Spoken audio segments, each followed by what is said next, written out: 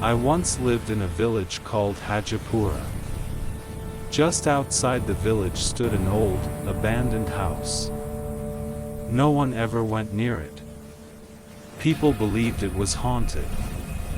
It was well known in our village that strange things happened there, and anyone who dared to pass by after sunset avoided even looking at it. The story behind that house was terrifying. Years ago, a married couple came and secretly started living in that house. They had eloped and married against the wishes of the girl's family, so they hid in Hajipura to escape her relatives. After some time, the couple was blessed with a baby girl. They were very happy and hopeful for a new life, but their happiness did not last long. The girl's name was Amina, and she had 4 brothers, all known for their cruelty. Somehow, Amina's family found out that she was hiding in Hajipura.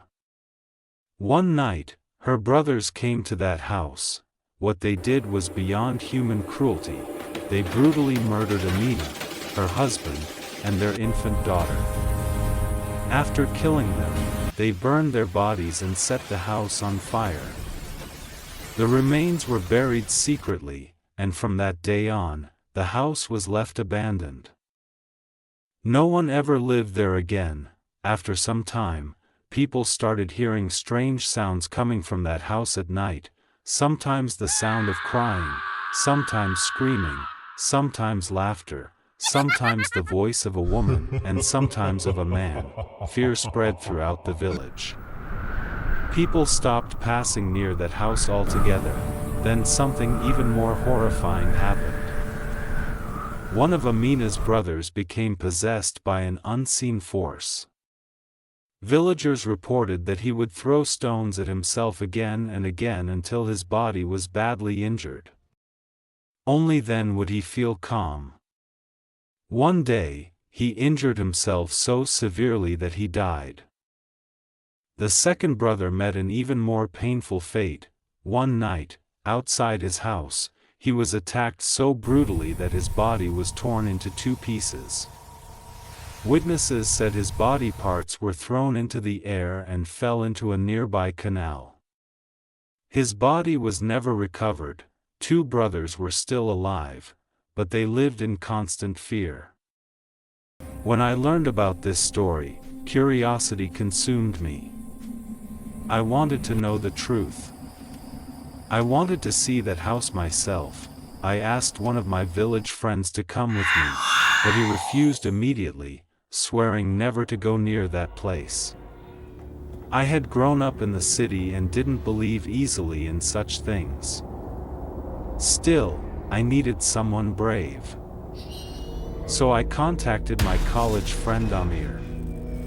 He was fearless and experienced in such matters. After hearing the full story, he agreed to visit my village. A week later, Amir arrived. We didn't tell anyone in the village because people would have tried to stop us. Late that night, around 12 a.m., we took Allah's name and entered the abandoned house. The air was completely still. The house felt dead and terrifying. Darkness surrounded us. We turned on our torches and began exploring. We noticed old bloodstains on the walls and floors. Time had faded them, but they were still visible. We began to think people had exaggerated the story. Suddenly, a piercing scream echoed through the house. It sounded like a child's scream. Before we could recover, our torches went off at the same time. Complete darkness surrounded us. Panic set in. Suddenly, I heard a loud slap. Amir screamed. We ran outside as fast as we could. Under the moonlight, I saw Amir's face. It was red, swollen, and clearly marked with fingerprints. I told him, "This is not as simple as we thought." We went home immediately. The next morning, we visited my spiritual guide, Pir Sahib, and told him everything.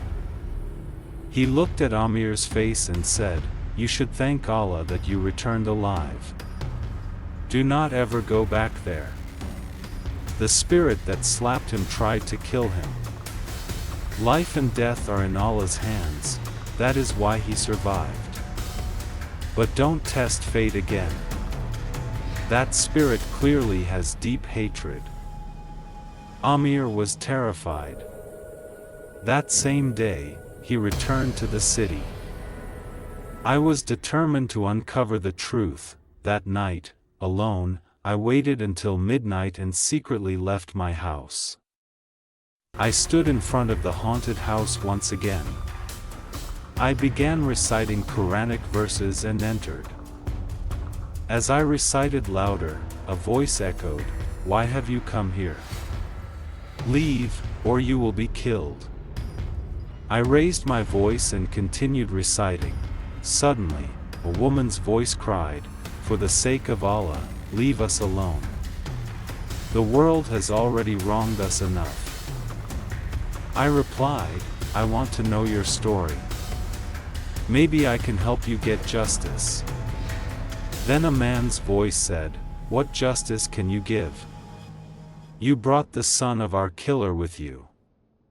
We tried to kill him, but he survived." I was shocked. I said, "Amir lives in the city. How can his father be your killer?" Silence followed, the voices stopped. The next day, I returned again. This time, the woman spoke and told me everything, how she, her husband, and their 6-month-old baby were murdered, how no one helped them, and how their burned bodies were buried in a pit. The truth was now clear. No cries, no whispers, the souls finally found peace. Moral of the story: every human has the right to live. Even if someone elopes and marries by choice, no one has the right to take their life. Life is given by Allah alone, and taking it unjustly is a major sin. We are not meant to act as God.